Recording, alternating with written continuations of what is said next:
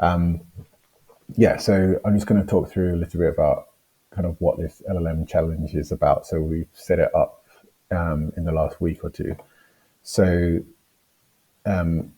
it's a challenge to train your own large language model based on data that we're going to give you. You can get the training data that we're going to provide from this website. There's a QR code here. So it's harmony-data.ac.uk/DOXA. It's running on a platform called DOXA AI, which is a bit like Kaggle. It's Jeremy, who's on the call, is the guy who's developed it. And you don't need to have any experience training an LLM before. We have a few examples of code. We provide the data, and the winner, when we will evaluate all the submissions on our platform or on DOXA AI, and the person who has the most accurate LLM according to the metrics and the test data that we've got is going to is going to get £500 in vouchers. And there's also a second prize. I think it's 250. Briefly to explain what Harmony is about.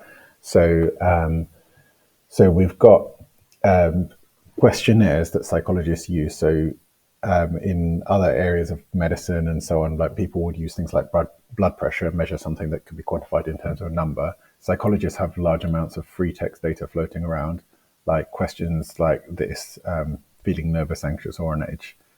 So if they run a study and they want to quantify anxiety or depression or any other phenomenon, then they find, then they will measure them with a series of questions where people answer on a numeric scale, and then a number can be compiled.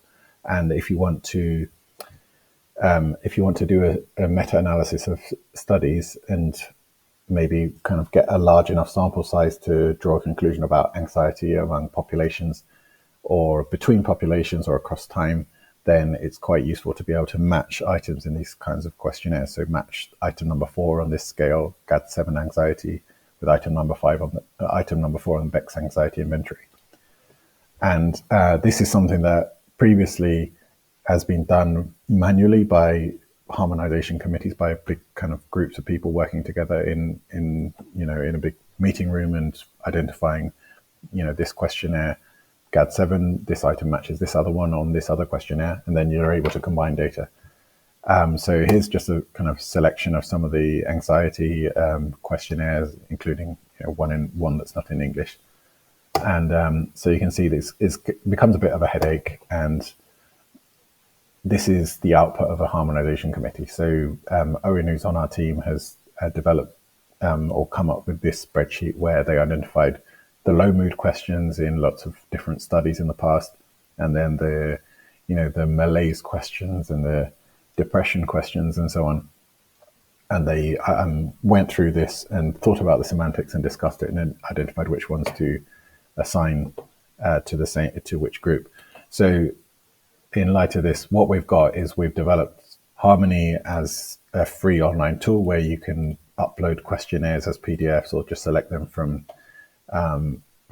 drop downs, and we're going to use a large language model to identify the similarity between different items. So this one around stomach aches at school, and my child gets stomach aches at school, has been given a 91% match because that's the cosine score of between two LLMs or between one LLM of what it's done for these two sentences. So this is an online tool which psychologists are using, and we've already got a few researchers actually using it in their projects. But there are some limitations to what it's doing. Hey, Mark,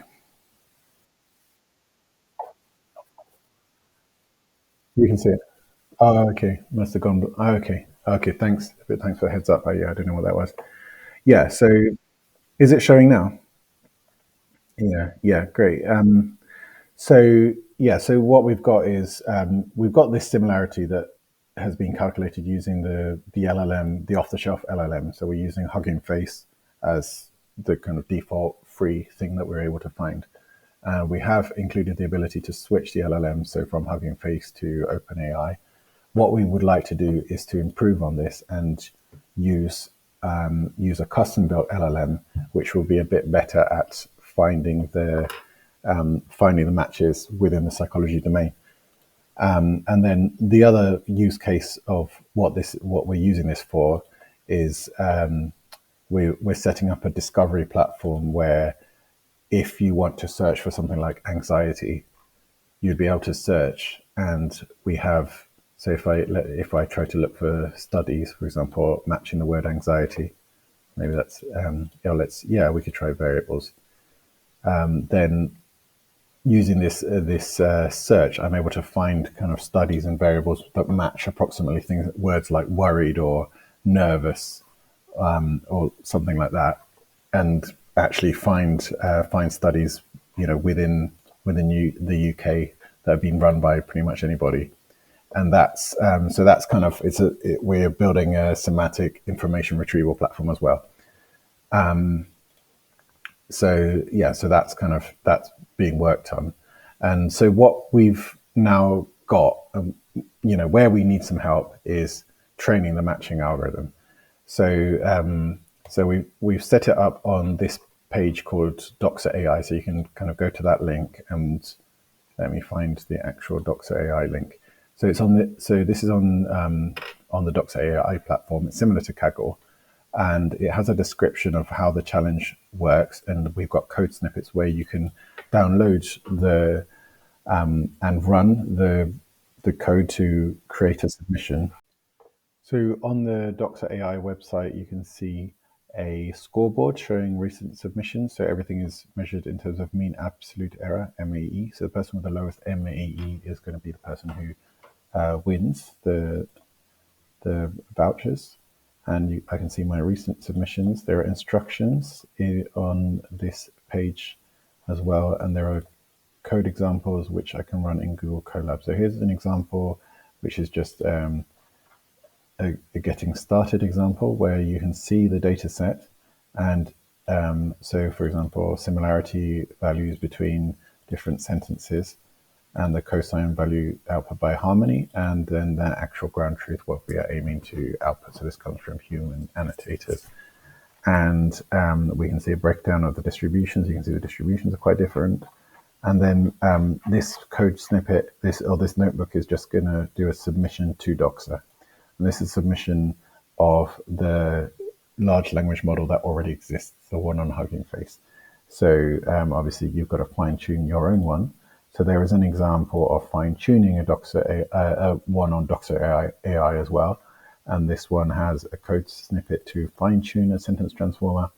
It uses the cosine similarity loss. You're not tied to that one. You don't have to use one. It's not compulsory.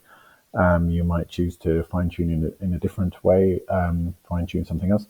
But this is a code example which will do that fine-tuning and the submission.